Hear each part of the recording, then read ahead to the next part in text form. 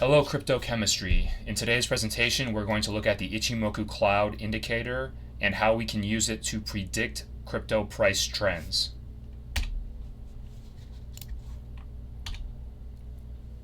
So first, benefits. This indicator helps avoid fake out breakouts and bad entries. It's an automatic drawing and helps you eliminate your bias. Furthermore, it moves dynamically with price to show you dynamic support and resistances that move as price moves too. There are easily tradable signals, and furthermore, it is showing you in effect a couple of timed Fibonacci levels, drawing it for you on the chart without you needing to do anything. Limitations. On smaller time frames, it's a bit choppier and less useful. I really focus on this indicator using it for the daily and the 12-hour charts. 12-hour when I'm feeling more aggressive, but really the daily is the key for me. And anything from 4-hour can be a little useful sometimes, but you're zooming in further and further. As you do that, your fake outs, your bad entries can increase, so you need to size appropriately and manage risk that way. Furthermore, it can really make the chart look busy. So when I'm using this indicator, I need to turn off other moving averages, other indicators, because it adds way too much to the chart. And really, this indicator is doing a lot for you in a lot of different ways. And of course, it's not a golden bullet for everything, but it's one thing I use in my toolkit to analyze potential trade setups and current trends. So what is it? Here we have the lagging span, the conversion line, aka the Tenkin, the baseline, aka the Kijun, and lead 1, lead 2. So lagging span and lead 1, lead 2, they are printing 30 bars ahead and 30 bars behind current price. Lagging behind, lead ahead. The lead span is printing as this candlestick closes every day. This is a daily chart, printing the lead, printing the cloud. So that's why we can say this is helping us predict, because it's a forward-looking indicator to try to give us a clue about where the price may be going. Of course, it doesn't always work, but on a daily time frame in crypto, I have seen this play out across many different altcoins, many different pairings. This example is a BTC pairing on Aave, but also BTC USD tends to work out pretty well too. So I will be calling these the Tenkin and the Kijun, but this is how TradingView calls them, so I wanted to make sure to highlight that. And what's great about this is you can look at it, and what color is the cloud? Is it green? It's a bull trend. Is it red? It's a bear trend. If price is above the cloud, we are in a bull trend. End of story. And this was earlier, a couple weeks ago, February 2021. And this one, when price is below the cloud, we are in a bear trend. So this is taken from the big winter, crypto winter, starting in January 2018 on BTC USD. And so this prior one was a weekly chart. You can use it for the weekly trend as well. But daily chart is really where you can make a lot of analysis happen. And this is clear. We all know what happened in 2018, but the cloud really let you know if you were just checking in. And there were a couple times where things might have been shaping up with the price entering the cloud and it didn't work. There was no follow through here, and there was no follow through here as well, and it just kept going down all the way through the year. And yeah, I mean, anybody can look at that price and tell you, okay, this is not a great looking chart, but the cloud really tells you a lot by all of the calculations it's doing. So we use double cloud settings. I want to give a shout out to Carpe Noctem.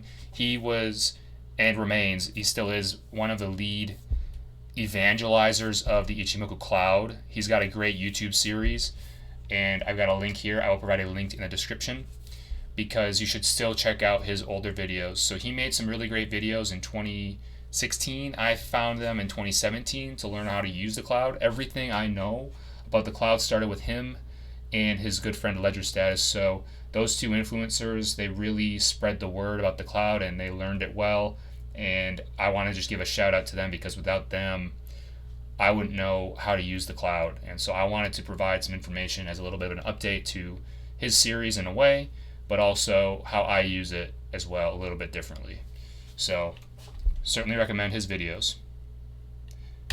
Now, style settings and reference strategies. When we talk about what is the cloud and what goes into it, here is how it's set up in TradingView, which most of us use some kind of TradingView library on our exchange. So the Tenkin, it's like an EMA. Kijun, also like an EMA. Just know the Tenkin is a faster EMA.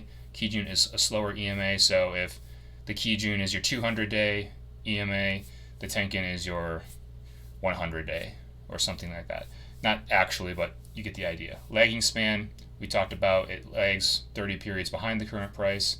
And then the lead 1, lead 2, they draw the cloud itself. They are ahead of price.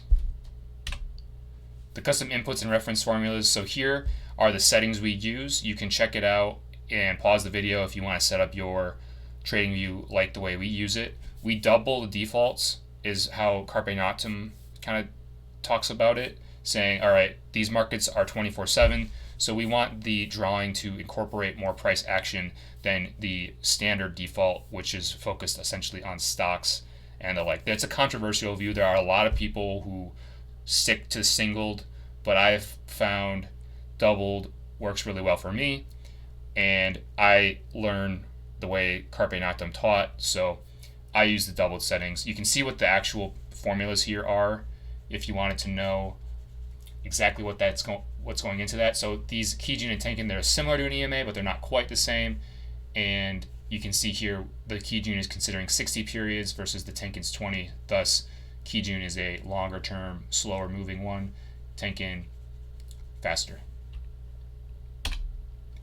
Strategies. So again, I use the cloud on the 12-hour, the daily, and the weekly chart, mainly the daily, but I do like to see what's going on those other time frames.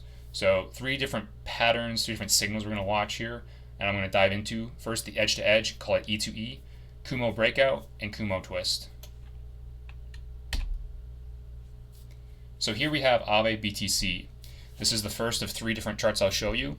You see here on January 12th, 2021, the price closed inside the cloud. This was where the price closed that day, and it suggests our E2E is about to begin. So E2E, edge to edge, is to say that when the price closes inside the cloud, it will eventually make its way to the other edge of the cloud, thus moving up. The same is said for the downside as well. If it's coming in from above and closes into the cloud, it's going to go lower. Doesn't always happen either way, and you can use this long and short, essentially is what I'm trying to say here. You can use it bull, bear, but the E2E is an aggressive strategy. It's working right now in the February 21 era because everything is going up. So in these environments, it's helpful for me to pick which alts I want exposure to. And yeah, true, you could just buy 5 of them and everything's going up every day, but this is really a way for you to prioritize all of the picks throughout the chaos because you cannot be in every pump at the same time. But even when everything is not going up, I use this a lot on just the mega caps, BTC, ETH, LTC, and others in the top 10. So we got our close, okay, and we did wick, but then you see it didn't close. So I need to see it print inside the cloud before my edge to edge is on. January 13th, the next day, price advanced deeper into the cloud, and it did retest the Kijun support. So what I like to notice here also is the edge at the top is coming down lower. As price moves, as these calculations consider different bars, this is not always going to stay there. So if your target on your initial entry was 4,600 here, you have to note this, okay, my target's now kind of coming down, okay, to 44. So what really is great here is to say, if you did not want to chase on day 1 and you're like, okay, I want to get a piece of this move in case it takes off without me, then you can set bids on the Kijun. There's usually a successful retest. If this is going to be a successful trade, there is usually a retest. Perhaps the retest is a failure and it doesn't play out, but I would like to set buys around Kijun, so a little bit above, a little bit below, and then also Tenkin as well in case it really just goes for a significant retest down there. And it got that successfully right here, and you can see it really closed higher. Doesn't always happen the very next day, but and then sometimes it just runs without you. So you will miss some of the move, and that's pretty much what happened here. So this was January 16th, and you see the next day after that first retest, it got it again, the Kijun, and even the lead too, and then it just kept running. So just monstrous move predicted by the E2E, and successful second retest. Price broke above the cloud for the Kumo breakout, which is the next strategy we'll review, and it also got a Kumo Twist. So the Kumo Twist is probably the more conservative thing you could wait for to see if you want to get in on these kind of moves, because the edge to edges, they don't always play out, and it's just a really aggressive way to get in ahead of this signal. Sometimes the price is in a different area where the Kumo Twist happens, but this is really just a great example to show everything happening at once. And this move was incredible, right? So if you had gotten in on that Kijun retest around 3,700 and held on, I mean, this has been on a run, and this has been on even more of a run since. So if I bring up, if you take a look at this chart, it's actually just kept going. This was about 4 weeks ago almost. So E2E review. First, price has to close inside the cloud. Second, ideally, the price will retest Tenkan or Kijun support. And third, sometimes that happens outside the cloud on that retest, but you want to see it re-enter the cloud and make its way to the other edge eventually. The idea is when you're inside the cloud, the green color or the red color of the cloud is an area of very little resistance. And the idea is it's a fluffy cloud. So if you were to throw a rock through a cloud, it would just go right through it. And that's how you would think about it for price as well. It should just move through the cloud very fluidly and quickly, which you saw on the Abe chart we just looked at. It just went running right through it. Doesn't always happen, though.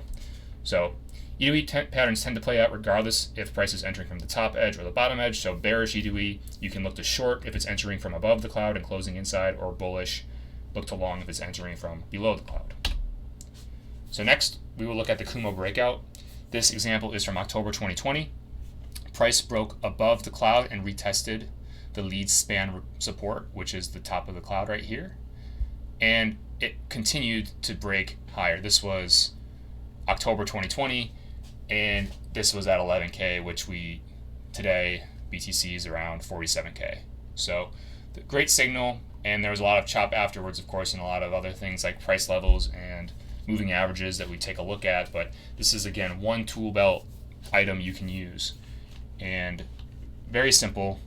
You see also here, this E2E did not play out, right, from several days before this example. Price dumped, closed inside the cloud, and it never came out the other end. So you have to be able to take some profits as you're getting closer to your target, but I always keep a little bit on if it's a crazy alt season like what we see right now, but it's never a silver bullet or a golden bullet. There's never anything that you can just blindly say this works every time 100% of the time. So I always say to take partial profits as your target is getting closed in on. If you were shorting this, for example, you might have gotten, hopefully you're setting a stop loss at some point and using that. So again, this is a very simple one. Kumo breakout review, price breaks out of the cloud through an edge. Number 2, price retests that same edge as support and or possibly the Tenkan, Kijun, or another EMA. You can always take partial profit or try to ride the trend further. At this point, our playbook pivots are focused to price levels and EMA support resistances for take profits and stop losses. So this is kind of how you got into the trade. Now you would be looking to use other tools in your tool belt to manage the trade for your take profit and protecting against stop losses. The third strategy we'll review today is the Kumo Twist. This is happening on this ETH BTC chart, January 16th. Interesting to note, it's the print of the same date as the prior Abe example. So you had two really important tokens, coins, printing these signals at the same time, which got me super bullish on Ethereum and Aave and DeFi in general. So this was quite something to note, right? So you had this high, low, lower high, higher low, a tightening range, and then a bull break, plus the bullish Kumo is twisting. So really just suggesting that this equilibrium tightening range is probably going to get more follow through. This could be your clue to say, all right, this bull break has some legs to it. This hasn't even gotten started. And of course, we know that's the case because this was January before ETH/USD tested all-time highs and surpassed to where it's sitting today, around 18 or 1900. So I really just want to point out that these lead lines, drawing this ahead of time, it's predictive, and it's of course not always going to be accurate 100% of the time, but to watch this on a daily chart means significantly more than if it were to happen on a 4-hour chart where a lot of chop happens. So the review on the Kumo Twist, very simple again. The Kumo prints 30 bars out in front of the current price when the two leading lines cross the Kumo Twists. Now, I want to just emphasize, I wait for the candlestick to print. So if the Kumo is flipping from bear to bull 5-6 hours before the candlestick is closed for the day, I wait. And I was watching this play out, that last example, very impatiently, and I really wanted to get in on it because I saw the lower high breaking bullish, that tightening range breaking bullish, but I said no. I've gotten faked out. I've gotten too impatient in the past, and patience really does pay. So I put a lot of weight on the daily time frame, and again, this powerful signal is meant to predict a trend change. Aggressive traders can use the 12-hour time frame, get a little more aggressive, set up some alerts on TradingView. Again, bearish Kumo Twist, look to short if the cloud becomes red. Bull Kumo Twist, look to long if the cloud becomes green. So again, I really love using TradingView for this because I can set alerts on the Kumo Twist. I can set it up on 20 different charts on the daily chart, and when that prints 1 or 2 times a year, maybe 3 or 4, then I know to take a look. I don't have to watch the charts all day, every day. I know that is a setup I love, and it keeps me plugged into the markets enough, but I can focus on other things like building companies or socializing. So the true mastery comes in combining the Ichimoku cloud with other plays in your playbook. Again, I alluded to this earlier. When you want a mastery, when you want a true skill, you have to be able to look at other pieces as well. And so I have an example of how I did this on SNX BTC a couple weeks ago. A lot of text here. I'm going to open up you can view this on my TradingView page, the interactive version. And essentially the weekly chart on the left, daily chart on the right, and this was back in January 27th that this was posted. So a viewer requested this and I made it. What we have is the left-hand side watching to see what does this even look like. We're in a crazy uptrend on BTC, SNX BTC. I mean, from the low to that point, we had been up 216% over only 84 days. And so I was like, okay, this is pretty aggressive, could be a weekly bull flag. I want to watch for these support levels, and at least I've got these EMA levels, these two, the 12 and the 26. The 12 is black, the 26 is red. So let's take a look at the right-hand side. I was noting the cloud is bullish. We got a successful E2E, a Kumo breakout, a Kumo twist, and I didn't want to chase this, so I said, all right, if I want to get a piece of this move, assuming maybe this is going to keep going, I want a entry on EMA support on the daily rather than the weekly because of what I'm seeing on this cloud. I want to be a little more aggressive, entering on daily support. So I said, okay, if I'm here for my 12 EMA or my 26, I would put a bid on. I didn't end up taking this trade because I didn't set limit buys. I said if I set an alert up, if I was at the chart, at the computer at the time of signal, I was going to take it. Didn't make it, unfortunately. But if you notice, this played out like a dream, and the 26 EMA got tested perfectly on the next 2 days after, right? So I could have chased it and made a buy, market bought, and yeah, next couple days, even now, I'd be up. But there were some significant drawdowns. Probably would have had some stops trigger. Probably would have been stopped out of that trade. But if I had just been patient and put in 1/3 of my position on the 12 EMA, 2/3 of my position on the 26 EMA, I would have gotten my two fills more heavily weighted towards the lower price, with 2/3 coming in here, because you can't see the moving average move on this version of the chart, but the 26 EMA was right here. I mean, it was a perfect touch. And then the next day, you're up 25%, even more if you held. And that to me is, for a 2 or 3 day position, I will take that any time. I mean, that's great. So, yeah, and the weekly chart, if you look at it, the two levels I had shown, they definitely got support, got tested. It held, but that's why I was really focused on the daily. It was just, all right, these levels can go anywhere on the weekly, but I'm really focused on the daily cloud. So this is on my page, on the crypto chemistry page. You can go and read everything I just talked about and view other examples as well, everything we looked at. So that is the first series of an indicator. Please let me know what you think, and happy to answer any questions in the comments or join our Discord channel. We are doing office hours. We have live streams there.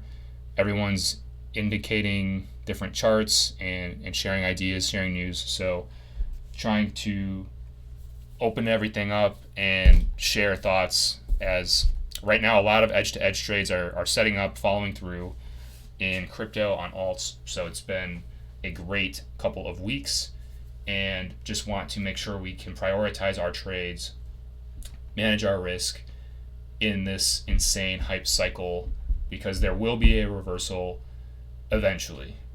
This is the same environment. This feels very similar to me as November, December 2017, when everything was going insane. And that's when I learned how to use this trade, this setup.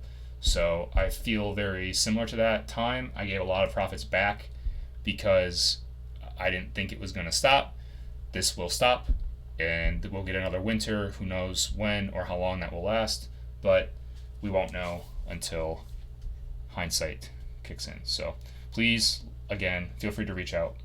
Thank you for watching.